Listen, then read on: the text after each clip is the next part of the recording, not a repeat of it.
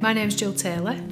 I'm a youth worker, privileged to live on a farm. So I've set up Harwes Farm CIC so that I can do youth and community work. Funding's the way that I can make this not-for-profit company work, simply because most of my target audience don't have the ability to pay. I don't want to ever be exclusive so that only people that can afford to pay can come, because that's not what I'm after achieving. At the moment, I'm in a strong position because I have contracts from the schools, which gives us a regular income, which is really good, and it pays myself and pays Jules.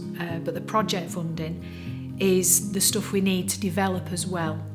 So things like the trackway that we want to build and the cabin that we want to build, they can only come through the project funding. I'm passionate about the environment. When I thought we needed an ATV at the farm for doing the work that we do, I thought straight away I need an electric one. So I proposed this to the National Lottery. I obviously managed to convince them that we want to be pioneers, we want to be the first people with an electric ATV zipping around the farm. It's also got licence plates so I can nip off down into town and stuff as well. So I'm really chuffed about that.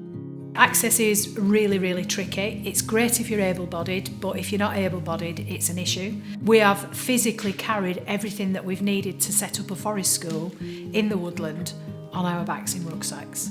And there's got to be a limit to that. The ATV is going to be good. It can carry equipment backwards and forwards. If somebody isn't as able-bodied, it can give them a little bit more of a support. It can take them so far across the back and across into the woodland so that they can join in. And, you know, it doesn't put them off that they can't actually manage to walk it themselves.